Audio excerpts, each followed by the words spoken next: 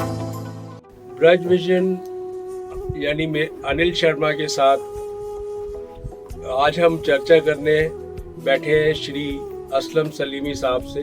Aslam Salimi साहब बहुत as photographer हैं, फोटो जर्नलिस्ट हैं और शायर भी हैं।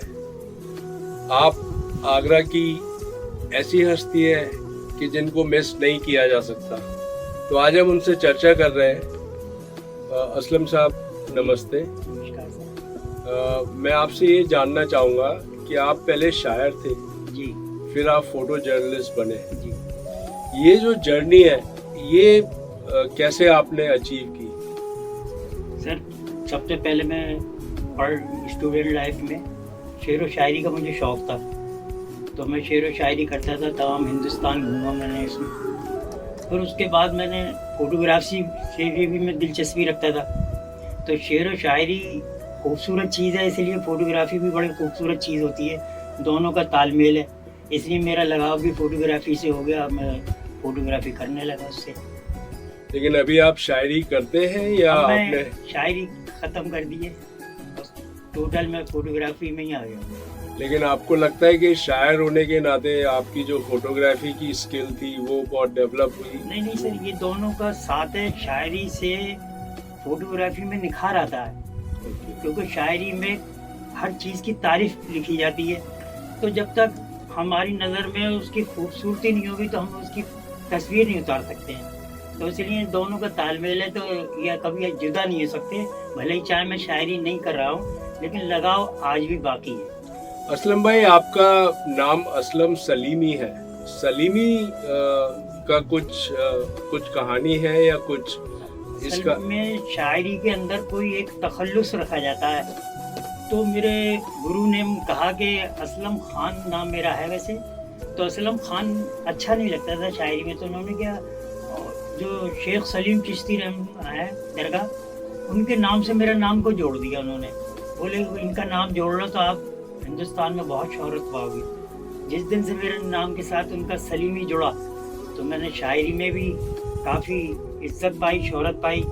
और जब मैं इस फोटोग्राफी के दौर में आया तो इसमें पर ये ट्रांसफॉर्मेशन, जो आप एक शायर थे, पूरे हिंदुस्तान में घूमते थे, शायरी करते थे, और फिर आप एकदम से आपने शायरी छोड़ के और फोटोग्राफी। मेरे साथ मेरे उस्ताद का साथ नहीं रहा, तो थोड़ा सा मैं टूट भी गया। जब वो चले गए तो फिर मैं इससे दूर हो गया। हमने सुना है आप श्रीनगर में भी मैंने जाकर फोटोग्राफी करी है। मैं इंफॉर्मेशन विभाग की भी फोटोग्राफी करी मैंने। तो आप कितने साल रहे श्रीनगर? मैं करीब 3-4 साल मैंने काम किया। आपके कई नाम भी हैं, कई आपको कुछ लोग चचे बुलाते हैं, कुछ लोग आशाराम के नाम से भी। आप आशाराम का नाम सर इसलिए पड़ा है कि बाबरी मस्जिद का जो कांड हुआ था, उसमें लोग मुझे विकल जी ने मेरा नाम आशाराम जी रख दिया कि कहीं कोई लोग मुझे मुस्लिम समझ के मेरे पर कुछ न कर दे। बोले कि तुम आज से आशाराम जी हो और हम आशाराम जी कहकर पुकारा करेंगे। वो आशाराम जी उस जमाने में खूब पॉपुलर भी हुआ। आपके अखबार के दफ्तर में भी लोग आपको आशाराम ही बोला करते थे? आशाराम जी कहने लगे।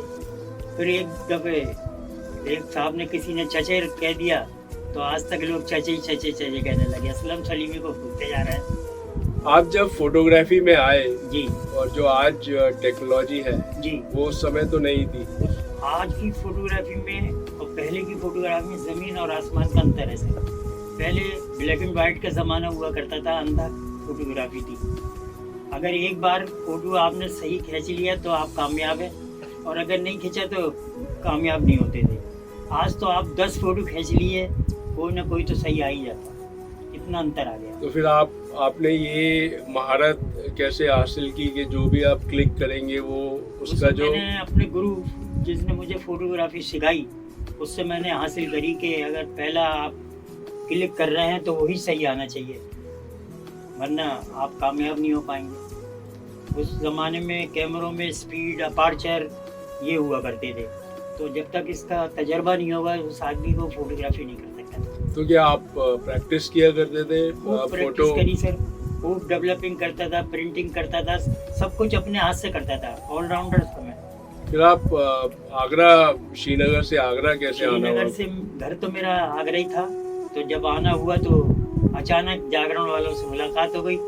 किसी ने बताया कि अच्छी फोटोग्राफी करते हैं, क्योंकि मैं इस दौर में इंडियन पीपल थिएटर्स इफ्टा हाँ जी। उससे भी मैं जुड़ा रहा हूँ, उसकी भी फोटोग्राफी करता था। तो ये बात उन तक पहुँची, दैनिक जागरण तक, कि मैं फोटोग्राफी उनकी करता हूँ। तो उन्होंने मुझे दिया ये मौका। आपके जब आप जागरण में थे तो बहुत सारे ऐसे इंसिडेंट्स हुए होंगे जहाँ फोटोग्राफी करना बहुत मुश्किल रहा होगा। सर, मेरी जिंदगी में जो फोटोग्राफी का दौर रहा उसमें बड़े जबरदस्त ऐसे हादसे हुए जो मैंने ही कुछ हादसे जैसे आरक्षण सबसे पहले हुआ, उस घटनाओं को मैं कवरेज करने जाता था। उसमें बड़ा रिस्क होता था, कोई जल रहा है, कोई मर रहा है, कोई कुछ हो रहा है, वो करता था। फिर उसके बाद एक आगरे में बहुत बड़ा कांड हुआ, पनवारी कांड, जिसमें मैं सर रात को 11 बजे सेना द्वारा निकाला गया था बाहर। हमें कोई उम्मीद नहीं थी कि हम बाहर भी कैसे निकल सकते हैं, तो उसमें भी मैंने कामयाबी हासिल करी। उससे मेरा नाम ज़्यादा पॉपुलर हुआ। फिर बाबरी मस्जिद आई तो वो भी मैंने किया सर।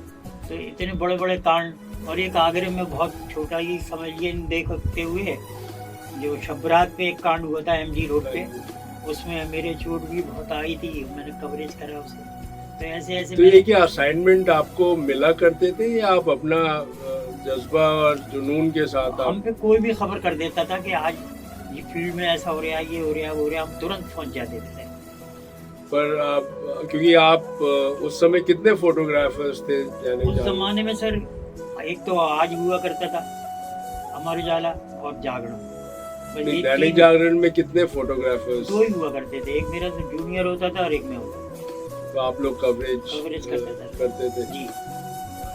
और आपने, मैंने सुना है कि आपने कई प्रधानमंत्री और कई प्रेसिडेंट्स के साथ फोटोग्राफी की है, और आपके बड़े इंसिडेंट भी है। अटल बिहारी वाजपेयी ने आपको स्पेशली पोज दिया। जी हाँ, जी हाँ, कहा कि आप फोटो खींचो मेरी। जी हाँ, जी हाँ। एक बार ऐसा हुआ कि वो आए थे रामलीला ग्राउंड में, तो हमको काफ़ी दूर बैठा दिया गया और फोटो लेने का कोई चांस नहीं था। वो बुलेट प्रूफ इसमें के अंदर थे, तो हम कैसे लें फोटो? हमें लगता था कि आज हमारी नौकरी चली जाएगी।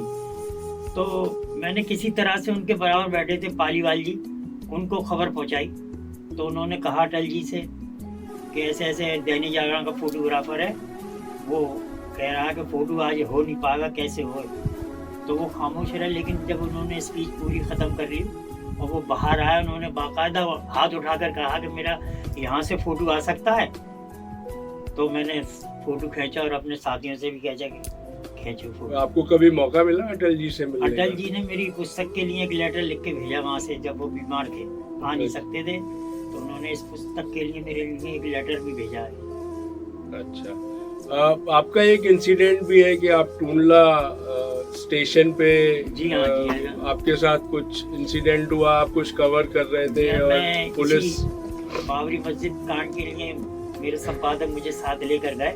जरा सा मुझे वहाँ पर थोड़ा सा फीलिंग जरूर हुई कि जब मेरे संपादक मुझे टूंडला स्टेशन के अंदर लेके गए तो वहाँ बिल्कुल कर्फ्यू जैसा माहौल था, और वहाँ वो कार सेवक जो थे उनको SSP गिरफ्तार कर रहे थे। तो मेरे संपादक मुझे तो छोड़कर चले गए, कहने बोले फ़ोटो खींच लेना। मैंने देखा तो चारों तरफ पुलिस ही पुलिस और अंधेरा हो रहा था। मैंने उसमें फ़ोटो खींचा तो कश्मीरी सिंह नाम के एक SSP थे, उन्होंने तुरंत वहाँ के मुझे अरेस्ट कर लिया। बाकायदा चारों तरफ से पुलिस ने घेर लिया, बोले आप अंदर कैसे आए? बड़े धक्के वक्के देते मुझे बाहर लेकर आए। गनीमत ये रहा कि उन्होंने मेरा कैमरा नहीं छीना और मैं बाहर आ गया। जब मैं बाहर आया तो मैंने अपने साथियों को देखा कि मेरे संपादक मुझे छोड़ के कहाँ गए, तो वो सामने से आ रहे थे। उन्होंने सबसे पहला सवाल मुझसे यही कहा कि ये बताइए फ़ोटो हुआ या नहीं हुआ। तो 2 मिनट के लिए तो मैं बड़ी खामोश रह गया। फिर मैंने कहा कि सर मैं क्या बता सकता हूँ, ब्लैक एंड वाइट फ़ोटो है, ये तो डेवलपिंग करने के बाद ही पता चलेगा। लेकिन वो आया, मैं उसको डेवलप किया तो फ़ोटो आया। आप जो डेयरिंग फोटोग्राफी करते थे, फील्ड में ज़्यादा रहते थे, तो क्या आपकी लाइफस्टाइल में आप एक्सरसाइज या डाइट कंट्रोल, कैसे आप अपने आप को फिट रखते थे? ये सब असाइनमेंट मेरे ख्याल से शायद मेरी भाग दौड़ी इसका राज होगा, क्योंकि मैं सुबह से शाम तक रात दिन भागता ही रहता था। आपका अगर पारिवारिक हम अगर देखें तो आप समय से बहुत आगे सोच आप रखते हैं, जिस उससे आते हैं। आपकी वाइफ चाहे सेंट पैट्रिक से पढ़ी हुई है, वो भी से पढ़ी है सर। तो उस समय तो काफी बड़ा चर्चा का विषय रहा होगा, क्योंकि बहुत कम कभी कभी ऐसा होता था सर, दैनिक जागरण वाले उस जमाने में टेलीफोन तो उपलब्ध थे नहीं, मोबाइल नहीं थे, पेजर चलते थे। तो कभी एक घर पे हमने टेलीफोन ले रखा था, तो कभी वो पूछते थे मेरी लोकेशन, तो मेरी मिसेज बता दिया करती थी कि आज 2 बजे यहाँ होंगे, 12 बजे वहाँ होंगे।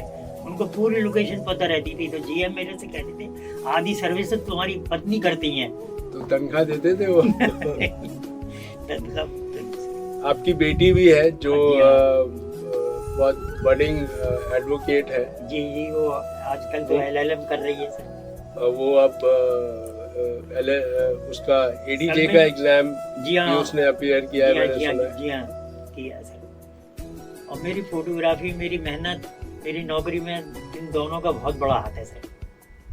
मुझे कभी हिम्मत नहीं हारने दी इन्होंने। अच्छा, आप क्या मैसेज देना चाहेंगे जो आजकल के यूथ हैं जो फोटो जर्नलिज्म में आना चाहते हैं? सर, जो हमने फोटोग्राफी करी बड़ी ईमानदारी के साथ करी है और सच्चाई की ईमानदारी करी है, यानी कि जी चाहे जिसको हमने हाईलाइट करा हो। मैं तो यही चाहता हूँ कि जो पहले दौर में जिस तरह के हम लोगों ने काम किया, अगर उसी तरह ये लोग करें तो ज़्यादा। क्योंकि अभी तो टेक्नोलॉजी भी बदल गई है, टेक्नोलॉजी बदल गई, उसके साथ साथ स्तर गिरता जा रहा है सर।